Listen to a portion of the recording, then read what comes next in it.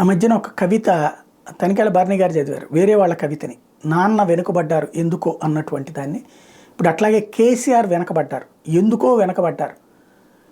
ఆయన ఊహించని పరాజయంతో వెనుకబడ్డారు, ఆయన ఊహించినటువంటి అతిశయంతో వెనుకబడ్డారు, ఆయన ఊహించినటువంటి అహంకారంతో ఇప్పటికి కూడా వెనుకబడినే ఉన్నారు.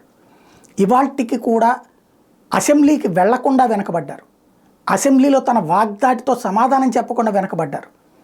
అలాగే కాంగ్రెస్ పార్టీ దూసుకొస్తుంటే దాక్కున్న నాయకుడిగా వెనకబడ్డారు. తన పార్టీని ఏకఛత్రాధిపత్యం మీద నడిపిస్తూ పార్టీలో క్రియాశీలత్వం నశించుతూ వెనకబడ్డారు.